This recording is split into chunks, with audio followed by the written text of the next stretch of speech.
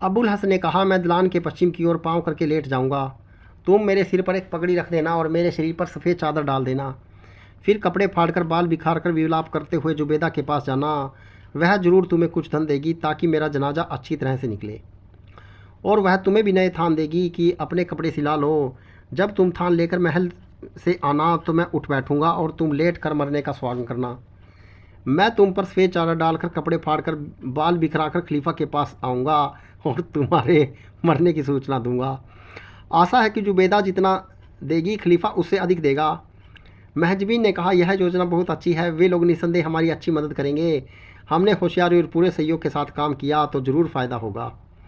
अतः अब्बुल हसन पश्चिम की ओर पाँव करके लेट गया। उसकी पत्नी ने उसे सफ़ेद चादर उड़ा दी और उसके मुंह पर मलमल का कपड़ा डालकर पगड़ी रख दी ताकि उसकी सांस न रुके। फिर अपने सिर का कपड़ा फाड़कर बाल बिखरा कर विलाप करने लगी और ऐसी ही हालत में जुबैदा के महल में गई और उसने अब्बुल हसन की मौत की खबर दी। जुबैदा तथा अन्य दासियों को यह सुनकर बहुत अफसोस हुआ। महजबीन जुबैदा की चहेती दासी रह चुकी थी। उसने महजबीन को 1000 अशरफियाँ और कौम ख्वाब का एक भारी थान दिया और कहा कि थान को कफन के काम में लाना और अशरफियों से अंतिम संस्कार करना। महजबीन अपने घर आई और उसने अशरफियों का तोड़ा और थान दिखाया। अब्बुल हसन इन्हें देखकर बहुत खुश हुआ और उठकर खड़ा हो गया। अब महजबीन ने कहा कि मैं मरने का स्वांग रचती हूँ और तुम जाकर खलीफा से कुछ सहायता का जुगाड़ करो। अब्बुल हसन ने कहा, तुम मुझे क्या सिखा रही हो? मेरी ही बताई हुई तो यह तकरीब है। मैं इन बातों में तुमसे कुछ कम चतुर नहीं हूँ। तुम मुर्दा तो बनो, फिर देखो कि मैं कितना बढ़िया नाटक करता हूँ। अब महजबीन पश्चिम की ओर पाँव करके लेट गई और अब्बुल हसन रोता पीटता दरबार की ओर चला गया। दरबार में जाकर उसने इतने ऊंचे स्वर में विलाप किया कि वहाँ के सारे कामकाज रुक गए और सब लोग उसकी ओर देखने लगे। खलीफा ने पूछा, अब्बुल हसन तुम्हें क्या हुआ? क्यों इस तरह रो रहे हो? उसने कहा, सरकार मैं तो लुट गया। आपने जिस सुंदरी महजबीन से मेरी शादी कराई वह भगवान को प्यारी हो गई। अब मैं क्या करूं सरकार? खलीफा को उसका दुख देखकर बड़ा खेद हुआ और उसके चेहरे पर दुख के चिन्ह प्रकट हुए। यह देखकर खुशामदीद दरबारियों ने भी हाय हाय करनी शुरू कर दी। खलीफा ने भी 1000 अशरफियाँ और भारी कमखाब का थान देकर उसे विदा किया। उसने घर जाकर यह चीज़ें महजबीन को दिखाई तो महजबीन भी बहुत खुश हुई।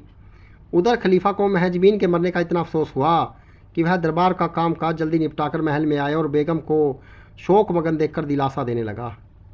भगवान की इच्छा के आगे किसी का वश नहीं है। अब तुम महजबीन को भूल जाओ, वह आप वापस नहीं आ सकती। जुबैदा ने कहा, आप क्या कह रहे हैं? महजबीन नहीं बल्कि अब्बुल हसन मरा है। मैं तो महजबीन के विधेयत्व से दुखी हूँ। खलीफा हंसकर मसरूर से कहा, देखो बेगम जैसी समझदार औरत ऐसी पागलपन की बातें कर रही है। मरी है महजबीन और यह कह रही है कि अब्बुल हसन मरा है। अरे बेगम साहब, अब्बुल हसन के मरने का रंज न करो, वह तो मरा ही नहीं। तुम अगर अपनी पुरानी और प्रिय दासी की मृत्यु का शोक करो तो समझ में आने वाली बात है और स्वाभाविक भी है। अब्बुल हसन हट्टा कट्टा है। अभी कुछ ही देर पहले वह अपनी स्त्री की मौत पर रोता बिलखता दरबार में आया था। सभी लोगों ने उसे देखा। यह मसरूर भी उस समय मौजूद था।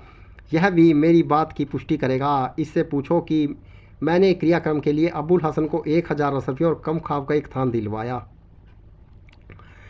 है या नहीं। अब्बुल हसन रोते रोते ही दुआएं देकर चला गया। मलिका जुबैदा बोली, हजूर मैं जानती हूँ कि विनोद प्रियता आपके स्वभाव में है, इसलिए ऐसी बातें कह रहे हैं, किंतु यह अवसर हंसी मजाक का नहीं है। अब्बुल हसन बहुत अच्छा आदमी था। आपका तो वह प्रिय दरबारी था। स्वाभाविक तो यह था कि आप भी उसकी मृत्यु पर खेद होता और आप हैं कि कहते हैं कि महजबीन मर गई। खलीफा ने कहा, बेगम मैं तुम्हें कैसे समझाऊं कि मैं मजाक नहीं करता। यह वास्तविकता है कि अब्बुल हसन जीता है और महजबीन की मृत्यु हो गई। जुबैदा ने कहा, आपको कुछ भ्रम है। दासी का पति मरा है, वह नहीं मरी। अभी कुछ देर पहले वह रोती हुई मेरे पास आई थी और बहुत देर तक अपने पति की मृत्यु का विलाप करती रही। उसकी दशा देखकर यह सब दासियाँ रोने लगी, बल्कि मुझे भी रोना आ गया। आप इन सब से पूछ सकते हैं कि यह बात ठीक है या नहीं। मैंने महजबीन को मृतक का संस्कार करने के लिए 1000 अशरफियाँ और एक कम ख्वाब का एक थान दिया है। मैं तो आपके पास अब्बुल हसन के मरने की खबर भिजवाने वाली थी। दोनों देर तक इसी तरह तकरार करते रहे। अंत में तंग आकर खलीफा ने मसरूर से कहा, मैं जानता हूँ कि महजबीन मरी है, फिर भी यह बहस ख़त्म होनी चाहिए। तुम जाकर अपनी आंखों से देख कर आओ कि महजबीन मरी या नहीं। मसरूर के जाने के बाद भी खलीफा और जुबैदा में बहस होती रही। दोनों अपनी अपनी बात पर अड़े थे। खलीफा ने कहा, इसी बात पर हम दोनों ने बाजी लग जाए। अगर अब्बुल हसन के मरने की तुम्हारी बात सच निकले तो मैं फला बाग तुम्हारे नाम कर दूंगा, और अगर महजबीन की मौत की खबर बात सच निकली तो मैं तुम्हारा कठपुतलियों वाला महल ले लूँगा। जुबैदा ने कहा, मुझे यह शर्त मंजूर है। वे दोनों मसरूर की वापसी की प्रतीक्षा करने लगे। अब्बुल हसन को यह तो मालूम ही था कि इस बात को लेकर खलीफा और मलिका जुबैदा में तकरार हो जाएगी और वास्तविकता की जांच कराई जाएगी, इसलिए वह होशियार था। उसने अपना दरवाज़ा बंद कर रखा था, लेकिन एक छोटे से छेद से अपने घर की ओर आने वालों को देख रहा था। जब उसने मसरूर को सीधा अपने घर की ओर आता देखा तो समझ गया कि यह खलीफा का भेजा हुआ आ रहा है। उसने महजबीन से कहा, जल्दी से एक बार फिर मरने का नाटक करो। महजबीन पश्चिमी की ओर पाँव करके लेट गई और अब्बुल हसन ने उस पर खलीफा का दिया हुआ कमखाब का थान डाल दिया और दरवाज़ा खोलकर उसके सिरहाने अपनी आँखों पर रुमाल रख कर बैठ गया। मसरूर आया और जब उसने अब्बुल हसन को मातम करते देखा तो उसे संतोष हुआ कि खलीफा बेगम के सामने अपनी बात सिद्ध कर देगा। अब्बुल हसन उठा और आदरपूर्वक उसके हाथ चूमकर कहने लगा, आप देख रहे हैं मुझ पर कैसा पहाड़ टूटा है। महजबीन जैसी स्त्री मुझे कहाँ मिलेगी। आप तो खुद उसे अच्छी तरह जानते थे। मसरूर की आंखों में भी आंसू आ गए। उसने महजबीन के सिर की ओर का कफन उठाकर उसका मुख देखा। महजबीन ने सांस रोक ली। मसरूर ने उसका मुख फिर ढक कर कहा, भाई, भगवान की मर्जी में कौन दखल दे सकता है। महजबीन को मैं अपनी बहन की तरह चाहता था और मुझे उसकी मृत्यु पर बड़ा दुख है। कुछ देर बाद वह बोला, स्त्रियों में बुद्धि नहीं होती। अब यह देखो कि मलिका जुबैदा जैसी औरत इस बात पर अड़ी हुई है कि तुम मरे हो, महजबीन जीवित है। वह देर से इस बात पर खलीफा से झाएं झाएं कर रही है। मैं तो जानता ही था कि महजबीन मरी है, क्योंकि मेरे सामने तुम दरबार में रोते पीटते आए थे। मैंने इस बात को कहा भी, लेकिन जुबैदा फिर भी अपनी बात पर अड़ी रही। तो खलीफा ने मुझे भेजा कि तथ्य का पता लगाऊं। मैंने जो देखा वह कहूँगा और खलीफा को सच्चा साबित करूँगा। अब्बुल हसन बोला, खलीफा को भगवान चिरायु करे, उनकी मुझ पर बड़ी कृपा रही है। उनकी बात सही साबित करने को मैं खुद ही महल में जाता, किंतु बार बार मुर्दे को घर में छोड़कर कहाँ जाऊँ। मसरूर ने कहा, तुम खलीफा के पास जाने की ज़रूरत नहीं है। महजबीन का मुर्दा चेहरा मैंने खुद देखा है और यही कहूँगा। अगर मुझे खलीफा को इस मामले की आंखों देखी सूचना न देनी होती तो मैं स्वयं यहाँ बैठता और तुम्हारे दुख में सम्मिलित होता, लेकिन मजबूरी है, मैं अब चलता हूँ। अब्बुल हसन ने उठकर दरवाजे तक मसरूर को पहुँचाया। जब मसरूर दूर चला गया तो उसने जुबैदा के ऊपर के थान उठाया और कहा, अब तुम उठ बैठो। मुझे विश्वास है कि मलिका जुबैदा मसरूर की बात पर विश्वास नहीं करेगी और अपनी किसी विश्वस्त दासी को यहाँ का हाल जानने के लिए भेजेगी। महजबीन ने उठकर वही मातमी कपड़े पहन लिए। दोनों दरवाज़ों के छेद से बाहर देखते रहे कि देखें अब कौन अंदर आता है, ताकि उसके अनुसार कार्य करे। मसरूर ने महल में पहुंचकर कहा, वही बात है जो मैं कहता था, महजबीन मरी है। खलीफा ने यह सुनकर जोरों से ठाका लगाया और कहा, बेगम साहिबा, आप शर्त हार गई। अब कठपुतलियों का महल मेरे हवाले कीजिए। मसरूर भी हंसने लगा। जुबैदा का चेहरा लाल हो गया। खलीफा ने मसरूर से कहा, पूरा हाल बताओ। मसरूर ने कहा, पृथ्वीपालक, मैं पहुंचा तो देखा कि घर का दरवाज़ा खुला है। अब्बुल हसन मुर्दे के सिरहाने बैठा आंसू बहा रहा था। महजबीन दलान के बीच में पड़ी है और आपका दिया हुआ कमखाब का थान उसके ऊपर पड़ा था। मैं लाश के पास पहुंचा और उसके सिर की तरफ से कफन उठाकर देखा। महजबीन की सांस बंद थी और चेहरा पीला पड़ा था और कुछ सूजा भी था। मैंने फिर से कफन उसके मुंह में डाल दिया और कुछ देर बैठकर चला आया। मुझे महजबीन के मरने से कोई संदेह तो पहले भी नहीं था, किंतु आपके कहने से गया तो अपनी आंखों से देख कर आया हूँ कि महजबीन मर गई। खलीफा ने जुबैदा से कहा, अब तो तुम्हें अब्बुल हसन के मरने का संदेह नहीं होना चाहिए। मसरूर अपनी आंखों से देख कर आया है। जुबैदा ने कहा, मुझे इस सब्ज़ी के कहने पर बिल्कुल विश्वास नहीं है। मैं न अंधी हूँ न पागल हूँ। मैंने खुद यहाँ महजबीन को विलाप करते देखा है।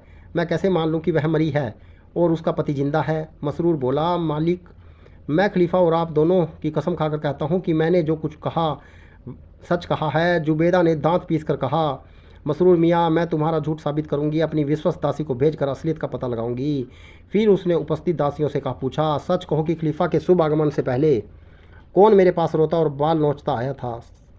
उन सब ने एक स्वर में कहा कि महजबीन आई थी। फिर जुबैदा ने अपनी भंडारिन से कहा, मेरे कहने पर तुमने किसे कमखाब का थान और 1000 अशरफियाँ दी थी। उसने कहा महजबीन को। जुबैदा ने दांत पीस कर कहा, झूठे हफ्सी, अब बता कि तू क्या कहता है। यह सब दासियाँ क्या कह रही हैं? क्या यह सब झूठ है और उनके साथ भी मैं झूठी हूँ? मसरूर तो जुबैदा का क्रोध देखकर चुप हो गया, लेकिन खलीफा ने हंसकर कहा, विद्वानों ने स्त्रियों को बुद्धिहीन कहा है, सो ठीक ही कहा है। तुम यह तो देखो कि मसरूर खुद अपनी आंखों से महजबीन की लाश देख कर आया है और अबुल हसन को इसने उसके सिराने बैठ कर रोते देखा है। अब भी तुम्हें विश्वास क्यों नहीं होता? जुबैदा ने कहा, मसरूर पर मुझे विश्वास कैसे हो, वह तो आप ही की सी ही कहेगा। अनुमति हो तो मैं अपनी एक विश्वस्त दासी भेज कर पता लगाऊं। खलीफा ने अनुमति दी। उसे विश्वास था कि दासी मसरूर के वक्तव्य का समर्थन करेगी और फिर जुबैदा को विश्वास हो जाएगा। जुबैदा ने एक बूढ़ी दासी को, जिसने जुबैदा को दूध पिलाया था, अबुल हसन के घर वास्तविका का पता लगाने के लिए भेजा और कहा, तुम आकर निर्भय होकर जो देखा है सच सच कहना, मैं तुम्हें इनाम दूंगी। बुढ़िया जुबैदा और खलीफा को अभिवादन करके अबुल हसन के घर को चली गई। अबुल हसन दरवाजे की सेंध में देख रहा था। दूर से बुढ़िया को आते देखा तो समझ गया कि यह जुबैदा की भेजी आ रही है। उसने अपनी पत्नी से कहा, अब मैं मरने का स्वांग करता हूँ, तुम मातम का स्वांग करो। वह दलान में लेट गया और महजबीन ने उसके मुंह पर पगड़ी और शरीर पर जुबैदा का दिया हुआ थान डाल दिया।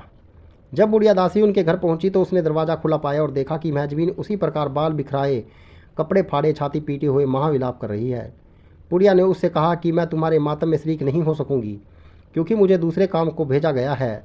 महजबीन ने उसकी बात अनसुनी कर दी, जैसे उसे बहुत दुख में हो, और बोली, हाय अम्मा, मेरा दुर्भाग्य तो देखो। खलीफा और मलिका ने कितने चाव से हमारा विवाह कराया था, लेकिन मेरा सुहाग 2 दिन भी नहीं रहा। फिर वह छाती पीट कर चिल्लाने लगी, अबुल हसन, तुम मुझे छोड़कर कहाँ चले गए? तुम्हारे बगैर मैं क्या करूँगी?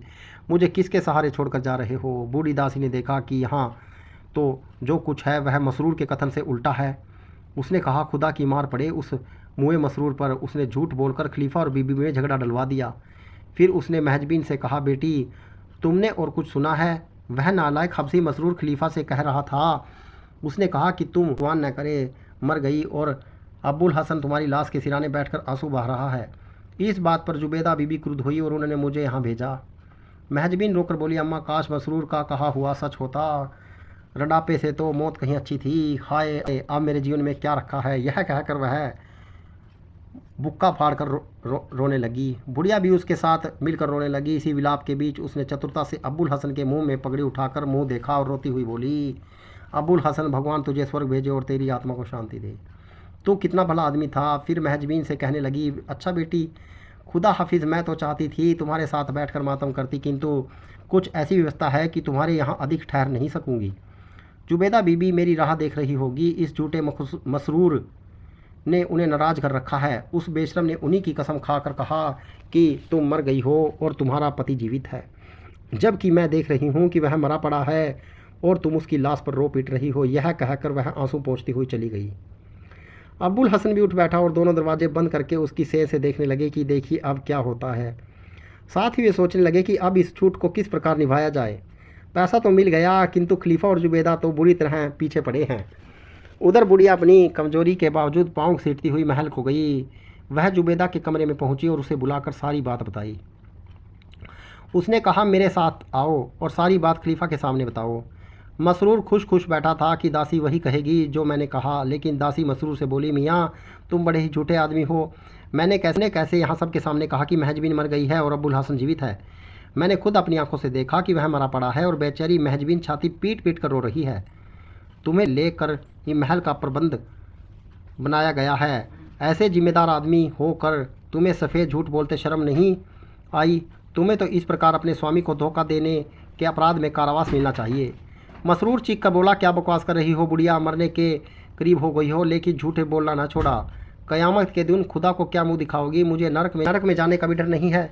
मैं उस स्त्री को मृत देखा है। बुढ़िया बुरी तरह बिगड़ कर बोली, झूठा तू खुद और तेरे बाप दादे मुझे झूठा बना रहा है। मैं खुद देख कर आ रही हूँ कि अबुल हसन की लाश पड़ी है, उसका मरा मुंह देखा है। मसरूर बोला, शैतान की खाला, बराबर झूठ बोले जा रही है। खुदा तेरा मुंह काला करे। बुढ़िया बोली, तेरा मुंह तो पहले ही से ही काला है, भगवान तुझसे समझेगा। जुबैदा ने खलीफा से कहा, देखिए आपका नौकर कितना झूठा और दुष्ट है। इसने मेरी दूध पिलाने वाली को क्या क्या नहीं कहा। अब आप सब कुछ सुनकर भी चुप रहे, कुछ नहीं कहा। यह कहकर जुबैदा ने अंतिम अस्त्र अपनाया, यानी रोना शुरू कर दिया। खलीफा को समझ में कुछ नहीं आ रहा था कि किसे झूठा समझे किसे सच्चा। वह बहुत देर तक चुप रहा। अन्य लोग भी चुप हो गए। अंत में खलीफा ने कहा, हम दोनों में से कोई दूसरे के सामने अपने को सच्चा साबित नहीं कर सकता। मसरूर और तुम्हारी दाई एक दूसरे को झूठा कह रहे हैं। अब एक ही बात मुमकिन है, यह है कि हम सभी अब्बुल हसन के घर चलकर देखें कि क्या बात है। जुबैदा ने मंजूर किया, क्योंकि अब्बुल हसन का घर पास ही था। सब लोग पैदल ही चल पड़े। रास्ते में भी मसरूर और बुढ़िया दासी झगड़ते और एक दूसरे को झूठा कहने लगे। जुबैदा ने भी दाई का पक्ष लेकर मसरूर को भला बुरा कहा। मसरूर बोला, मलिका, यह सच्ची हो तो मेरे साथ शर्त बदे, मैं झूठा हूँ तो इसे एक सुनहरी कमखाब का थान दूँ, और अगर इसका झूठ साबित हो तो यह मुझे ऐसा ही थान दे। जब इसे कमखाब का थान देना पड़ेगा तो मालूम होगा कि झूठ बोलने का नतीजा क्या होता है। बुढ़िया बोली, मुझे शर्त मंजूर है, थान मसरूर ही को देना पड़ेगा, मुझे नहीं। अब्बुल हसन और महजबीन दोनों ने देखा कि सभी लोग चले आ रहे हैं। महजबीन घबरा कर मारे गए। अब्बुल हसन बोला, डरती क्यों हो? घबराहट में तुम वह भी भूल गई जो मैंने तुमसे कहा था। तुम वही करो, बाकी बात मैं संभाल लूँगा। उसके बाद दोनों ही अपने अपने कफन के लिए मिला हुआ थान अपने अपने ऊपर डालकर लेट गए। जब खलीफा जुबैदा और उनका दल मकान पे पहुंचा तो सब लोग दरवाज़ा ठेल कर अंदर पहुंचे और देखा कि दोनों मुर्दे की तरह पड़े हैं। जल्दी में वे यह भी न सोच पाए कि दोनों मुर्दे पर कफन कैसे पड़ा है। जुबैदा ने खलीफा से कहा, हाय अभागी महजबीन, बेचारी अपने पति का वियोग नहीं सहन कर सकी और खुद ही मर गई। फिर दाई और मसरूर की ओर देख कर बोली, तुम लोगों के बार बार आने जाने से इसका इतना रंज बढ़ा कि यह भी मर गई। खलीफा ने कहा, नहीं, यह बात बिल्कुल नहीं है। पहले महजबीन मरी है, फिर रंज की वजह से अब्बुल हसन मरा। मैं शर्त जीत गया और कठपुतलियों का महल तुम्हारे हाथ से गया। जुबैदा ने कहा, आपका वाग मेरा हुआ क्योंकि मैं जीती। अभी मेरी दाई महजबीन को जीवित देख गई थी। स्पष्ट है कि वही बाद में मरी। इसी तरह की बहस मसरूर और बूढ़ी दासी के बीच होने लगी, क्योंकि कोई भी शर्त हारना नहीं चाहता था। अजीब स्थिति थी। सभी के आने पर समस्या जहाँ की तहाँ रही। अब यह कौन बताता कि पहले किसकी मृत्यु हुई? खलीफा ने बहुत देर तक विचार किया, फिर अब्बुल हसन और महजबीन के बीच में बैठ गया और पुकार कर बोला, मैं इसी समय 1000 अशरफियाँ उस आदमी को दूंगा जो स्पष्ट रूप से सिद्ध कर सके कि इन दोनों में पहले कौन मरा। 1000 अशरफियों का लाज दोनों को हुआ। अब्बुल हसन ने अपने ऊपर का थान उतार फेंका और खलीफा के पैरों पर गिरकर बोला, सरकार, पहले यह मरी थी। इसी तरह महजबीन जुबैदा के पांव पर गिरकर बोली, महारानी, मैं नहीं, यह पहले मरा है। जुबैदा मुर्दों को बोलते देखकर चीख कर खलीफा से लिपट गई। खलीफा भी स्तंभित सा रह गया। कुछ देर बाद स्वस्थ होने पर जुबैदा हंसते हुए बोली, दृष्टा, तेरे ही कारण मैं और खलीफा दिन भर एक दूसरे से लड़ते रहे। खैर, मुझे यही संतोष है कि तू जीवित है। तुझे सज़ा न दूंगी, लेकिन यह तो बता कि यह तमाशा क्यों किया था। इस प्रकार खलीफा ने भी हंसते हुए अब्बुल हसन से कहा, क्यों वे, यह क्या हरकत थी? तुम दोनों के इस नाटक से हम लोग आपस में लड़ते रहे और इस समय मेरी हंसी नहीं रुक रही। अगर मैंने हंसना शुरू किया तो शायद हंसते हंसते मर जाऊं। अब्बुल हसन ने कहा, सरकार, आपने कृपया पूर्वक हम दोनों का विवाह कराया। हम लोग आनंद पूर्वक रहने लगे, किंतु हमारा आनंद अधिक ही बढ़ गया। मेरा हाथ खुल गया और मैं अनाप शनाप खर्च करने लगा। मुझ पर इतना कर्ज हो गया कि तनख्वाह से उसकी अदायगी संभव हो नहीं थी। आपकी सेवा में आने के बाद व्यापार भी मैंने बंद कर दिया था। विवश होकर आखिरकार इस नीच हरकत पर उतर आया ताकि झूठ बोलकर ही कुछ पैसा मिल जाए। मैंने सब कुछ आप से कह दिया। आपका अधिकार है, चाहे क्षमा करें चाहे दंड दें। खलीफा ने हंसकर कहा, यह क्यों नहीं कहता कि मैंने जो छल तुझसे किया था तूने उसका बदला ले लिया। खैर, मुझे तेरा नाटक बहुत पसंद आया। तूने यह भी अच्छा किया कि किसी और के आगे हाथ नहीं फैलाया। अब यह 3000 अशरफियाँ और दोनों थान तुम लोगों के हुए, लेकिन आइंदा संभल कर खर्च करना। अब की बार ऐसी हरकत हुई तो कठोर दंड दिया जाएगा। अब्बुल हसन और उसकी पत्नी ने सिर नवाया। इसके बाद सारी ज़िंदगी उन दोनों ने हंसी खुशी और आराम से बिताई। दुनियाजाद ने कहा, बहन, यह कहानी तो बड़े मज़े की रही। शहरजाद ने कहा, मैं अलादीन और जादुई चिराग की कहानी भी सुनाऊंगी। शहरयार ने कहा, कल सुनाना, आज सवेरा हो गया है। मित्रों, मैं आप सभी को अलिफ लैला अरबी नाइट्स की कहानियाँ सुना रहा हूँ। कहानी अच्छी लगे तो शेयर कीजिएगा। इस कहानी के 4 भाग हैं और चारों भागों का वीडियो का लिंक डिस्क्रिप्शन में दे दिया गया है।